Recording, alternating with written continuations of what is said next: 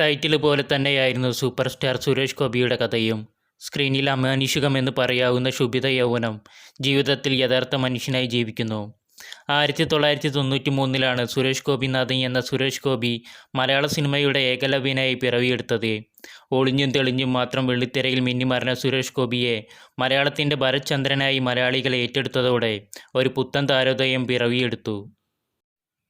1994 commissioner എന്ന സിനിമയിലെ അഭിനയമാണ് സുരേഷ് ഗോപിയുടെ അഭിനയ ജീവിതത്തിൽ വഴിത്തിരിവായത്. സിനിമയിലെ ഭരത് ചന്ദ്രൻ IPS എന്ന കഥാപാത്രം പൗരുഷം തുളുമ്പുന്ന മലയാളി യുവത്വത്തിൻ്റെ പ്രതീകമായി. കാപ്പിക്കുപ്പായത്തിൽ ഇത്ര അധികം തലയെടുപ്പുള്ള മറ്റൊരാൾ സുരേഷ് ഗോപിക്ക് മുമ്പോ ശേഷമോ മലയാളത്തിൽ ഉണ്ടായിട്ടില്ല എന്നതാണ് വാസ്തവം.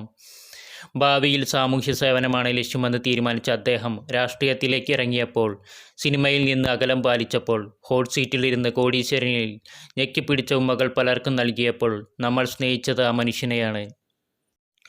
1958 ജൂൺ 26 കൊല്ലം ജില്ലയിലാണ് സുരേഷ് ഗോപിനാഥൻ എന്ന സുരേഷ് ഗോപിയുടെ ജനനം. സിനിമാ ഡിസ്ട്രിബ്യൂട്ടറായിരുന്ന ഗോപിനാഥൻ പിള്ളയുടെയും ജ്ഞാനലക്ഷ്മി അമ്മയുടെയും മൂത്ത മകൻ. സുഭാഷ്, സുനിൽ, സനിൽ എന്നിങ്ങനെ 3 സഹോദരങ്ങളാണുള്ളത്. കൊല്ലത്തെ പ്രസിദ്ധമായ ഇൻഫന്റ് ജീസസിൽ നിന്ന് സ്കൂൾ വിദ്യാഭ്യാസം പൂർത്തിയാക്കിയ അദ്ദേഹം കൊല്ലം ഫാത്തിമ മാത കോളേജിൽ സുവോളജി പഠിച്ചു. ഇക്കാലയളവിൽ ഭാഷയോടും വായനയോടും താൽപ്പര്യമുണ്ടായിരുന്ന അദ്ദേഹം തൻ്റെ ബിരുദാനന്തര ബിരുദത്തിനായി ഇംഗ്ലീഷാണ് തിരഞ്ഞെടുത്തത്. തൻ്റെ 8ാം വയസ്സിൽ ഓടയിൽ നിന്ന് എന്ന ചിത്രത്തിലൂടെ ബാലതാരമായാണ് സുരേഷ് ഗോപി തൻ്റെ അഭിനയ ജീവിതം ആരംഭിക്കുന്നത്. പിന്നീട് മമ്മൂട്ടി, മോഹൻലാൽ ചിത്രങ്ങളിൽ വില്ലനായും സഹതാരമായും വെള്ളിത്തിരയിൽ മിന്നിമറഞ്ഞു. അതിൽ ശ്രദ്ധേയമായത് മോഹൻലാൽ നായകനായ 20ാം നൂറ്റാണ്ട്, രാജാവിൻ്റെ മകൻ എന്നീ സിനിമകളിലെ വേഷങ്ങളാണ്. 80കളിൽ ജനുവരി ഒരു ഓർമ്മ, ന്യൂഡൽഹി, ഭൂമിയിലെ രാജാക്കന്മാർ, അനുരാഗി, ആലില കുരുവികൾ, 3ാം മുറ, ഒരു വടക്കൻ വീരഗാഥ, 1921, ദൗത്യം എന്നിങ്ങനെ നിരവധി സിനിമകളിൽ വില്ലനായി ഉപനായകനായി അഭിനയിച്ചുകൊണ്ട് മലയാള ചലച്ചിത്ര രംഗത്ത് സജീവമായി. ഷാജി കൈലാസ്, രഞ്ജി പണിക്കർ, സുരേഷ് ഗോപി കൂട്ടുകെട്ടിൽ പിറന്ന സിനിമകളെല്ലാം സൂപ്പർ ഹിറ്റുകളാണ്. ഏകലവ്യം, മാഫിയ, കമ്മീഷണർ എന്നിവ ഈ കൂട്ടുകെട്ടിൽ പിറന്ന സിനിമകളിൽ വൻ വിജയം നേടിയവയായിരുന്നു.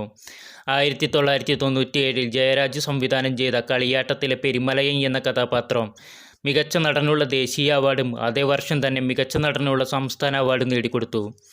ഏമാമാരുടെ മുഖത്തു നോക്കി പറയാൻ കുതിച്ച അഥവാ പറയാൻ മടിച്ച വാചകങ്ങൾ അത് തൻ്റെ ഇടത്തോടെ നട്ടെല്ല് ഉയർത്തി നിന്ന് പറയുന്ന സുമുഖനായ യുവാവ്. താരപദവിയിലേക്ക് സുരേഷ് ഗോപി ഉയർന്നതും അതുകൊണ്ട് തന്നെ.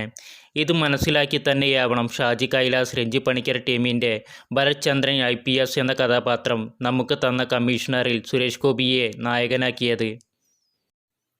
അത്തരം വേഷങ്ങളിൽ മാത്രം ഒതുങ്ങാതെ പൊന്നിച്ചാമി പോലുള്ള കലാമൂല്യമുള്ള സിനിമകളുടെ ഭാഗമാവാനും ഇക്കാലത്ത് അദ്ദേഹം ശ്രദ്ധിച്ചിരുന്നു. അതിൻ്റെ വലിയ സാക്ഷ്യമാണ് മലയാളത്തിൻ്റെ വമ്പൻ ഹിറ്റായ സൂപ്പർ സ്റ്റാർ പദവി സുരേഷ് ഗോപിക്ക് ഉറപ്പിച്ചു നൽകിയ ജോഷി ചിത്രം ലേലത്തിൻ്റെ വരവ്. രഞ്ജി പണിക്കർ എഴുതിയ ചിത്രത്തിൽ ആനക്കാട്ടിൽ ഈപ്പച്ചൻ്റെ മകൻ ചാക്കോച്ചിയായി സുരേഷ് ഗോപി തകർത്താടിയത് ചരിത്രം. എന്നാൽ മാസ് ഹിറ്റുകൾ ഒരേ ആറ്റിൽ ഒരേ കാക്കിയുമായി വന്നപ്പോൾ പലതിലും അദ്ദേഹം പരാജയപ്പെട്ടു. തുടരെ പരാജയം നുണഞ്ഞ ശേഷം സിനിമയിൽ നിന്ന് ആദ്യത്തെ ബ്രേക്ക് എടുത്തു. പിന്നെ 2000 തെങ്കാശി പട്ടണവുമായി തിരിച്ചെത്തി ഹിറ്റടിച്ചെങ്കിലും ശേഷം വന്ന ചില ചിത്രങ്ങൾ പരാജയമായി. പിന്നീട് ഒരു 3ാം വരവ്, അത് ടൈഗർ, ചിന്താമണി കൊലക്കേസ് എന്നിങ്ങനെ ഒരു പിടി ചിത്രങ്ങൾ. പിന്നീട് പരാജയങ്ങളുടെ മാത്രമല്ല, താനിനി ആക്ഷൻ സിനിമയിലേക്കില്ലെന്നുമുള്ള പ്രഖ്യാപനവും ഉണ്ടായി. ഇതിനിടയിൽ അമ്മ എന്ന സംഘടനയുമായുള്ള അഭിപ്രായ വ്യത്യാസങ്ങൾ, മമ്മൂട്ടിയോടുള്ള പിണക്കം, ഇങ്ങനെ ചില കക്ഷിച്ചേരലുകൾക്കും അദ്ദേഹം സാക്ഷിയായി.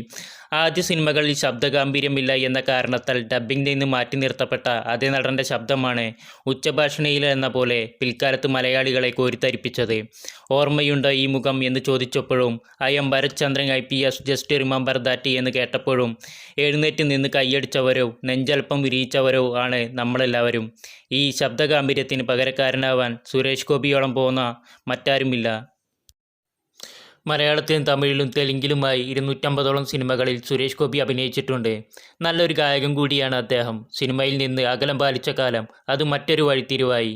സാമൂഹ്യ പ്രവർത്തനത്തിൽ തൽപരനായിരുന്ന, കോളേജ് കാലത്ത് SFIയുടെ സജീവ പ്രവർത്തകനായിരുന്ന, പിന്നീട് കോൺഗ്രസിനു വേണ്ടി ഇലക്ഷൻ ക്യാമ്പയിൻ ചെയ്തിട്ടുള്ള അദ്ദേഹം BJPയിൽ ആകൃഷ്ടനായി. അതേപ്പറ്റി സുരേഷ് ഗോപി ഒരിക്കൽ പറഞ്ഞത് നരേന്ദ്രമോദി തന്നെ തിരഞ്ഞെടുക്കുകയായിരുന്നു എന്നാണ്. മുമ്പ് പലതവണ അവസരം വന്നിട്ടും രാഷ്ട്രീയത്തോട് നോ പറഞ്ഞ മാറി നിന്ന തനിക്കായി ഒരു ദിവസം അന്ന് നരേന്ദ്രമോദിയുടെ ഒരു ക്ഷണം വന്നു. അപ്പുത്തിഗിരി എന്ന സിനിമയുടെ സെറ്റിൽ നിന്ന് അതിൻ്റെ പ്രൊഡ്യൂസറെ കൂടി നിർബന്ധിച്ചിട്ട് അദ്ദേഹം ആ ക്ഷണം സ്വീകരിച്ചു. മോദിയെ കാണാൻ തീരുമാനിച്ചു. 2014 മാർച്ച് 5 നടന്ന ആ 2 മണിക്കൂർ 17 മിനിറ്റ് നീണ്ടു നിന്നൊരു കൂടിക്കാഴ്ച അതിൽ നരേന്ദ്രമോദിയോട് താൻ അടിയറവ് പറഞ്ഞു എന്നും അങ്ങനെയാണ് രാഷ്ട്രീയ പ്രവേശം സാധ്യമായതെന്നുമാണ് അദ്ദേഹം ഒരു ഇൻ്റർവ്യൂവിൽ പറഞ്ഞത്. ആറന്മുളയിൽ പരിസ്ഥിതിക്ക് വേണ്ടിയുള്ള തൻ്റെ നിലപാടുകൾ, കാഴ്ചപ്പാടുകൾ ഇതൊക്കെയാണ് നരേന്ദ്രമോദിയിലേക്ക് തന്നെ ആകർഷിച്ചതെന്ന് അദ്ദേഹം പറയുന്നു. അതെന്തായാലും 2016 ഏപ്രിൽ 29 അദ്ദേഹം രാജ്യസഭാ MP ആയി സത്യപ്രതിജ്ഞ ചെയ്തു. പിന്നീട് അദ്ദേഹത്തിൻ്റെ രാഷ്ട്രീയ യാത്ര. 2019 ഇലക്ഷനിൽ തൃശ്ശൂർ എനിക്ക് വേണമെന്ന വൈറൽ പ്രസംഗവും മത്സരവും തോൽവിയും. സിനിമയും രാഷ്ട്രീയവും മാത്രവുമല്ല, സുന്ദരമായ കുടുംബവും അദ്ദേഹം കാത്തുസൂക്ഷിക്കുന്നു. 1990 ഫെബ്രുവരി 8 കരിയറിൻ്റെ ആദ്യ ദിശയിൽ തന്നെ അദ്ദേഹം ആറന്മുള പൊന്നമ്മയുടെ കൊച്ചുമകളും ഉദിച്ചുയർന്ന പിന്നണി ഗായികയും തന്നേക്കാൾ 13 വയസ്സ് ഇളയതുമായ രാധികയെ വിവാഹം ചെയ്തു. വിവാഹത്തിൻ്റെ തൊട്ടടുത്ത വർഷം സുരേഷ് രാധിക ദമ്പതികൾക്ക് ഒരു പൊന്നമ്മന പിറന്നു, ലക്ഷ്മി. എന്നാൽ വിധിയുടെ നിയോഗം പോലെ ഒരിക്കൽ ഒരു ബന്ധുവിൻ്റെ കല്യാണത്തിന് പോയി മടങ്ങുന്ന വേളയിൽ ഉണ്ടായ ഒരു ആക്സിഡൻറ്റ്. അതിൽ രാധികയ്ക്കും വല്ലാതെ പരിക്കേറ്റു. ഒപ്പം ഉണ്ടായിരുന്ന മകൾ മരിച്ചുപോയി. അന്ന് താൻ അഭിനയിച്ചിരുന്ന സിനിമയിൽ ഡബ്ബ് ചെയ്തപ്പെട്ട മഞ്ഞ നിറമാർന്ന ഇൻട്രൻസ് ഡിസൈൻ ചെയ്ത ഷർട്ടിൽ പൊതിഞ്ഞ് ആദ്യ കൺമണിയെ യാത്രയാക്കിയ കഥ നിങ്ങൾക്ക് മകൻ കോടീശ്വരനിൽ അദ്ദേഹം ഒരിക്കൽ പറയുകയുണ്ടായി. എന്തായാലും അദ്ദേഹത്തിന് 4 മക്കൾ: ഗോകുൽ, ഭാഗ്യ, ഭാവനി, മാധവ്. സമ്പൂർണ്ണമായ ഒരു കുടുംബം എന്ന് പറയാം. ഒപ്പം വിജയത്തിലും പരാജയത്തിലും തളരാതെ തൻ്റേതായ വഴിവെട്ടിയ ആളാണ് സുരേഷ് ഗോപി. സിനിമയില്ലാത്തപ്പോൾ റിയാലിറ്റി ഷോയിലും സാമൂഹ്യ സേവനത്തിൽ താല്പര്യമുണ്ടായപ്പോൾ രാഷ്ട്രീയക്കാരനായും എത്തി. പൊതുപ്രവർത്തനത്തിലെ വിലയിരുത്തലുകൾ എന്തായാലും വ്യക്തി എന്ന നിലയിൽ അദ്ദേഹം ചെയ്ത സഹായ പ്രവർത്തനങ്ങൾ വലുതാണ് എന്നും പറഞ്ഞ് ഈ വീഡിയോ നിർത്തുന്നു.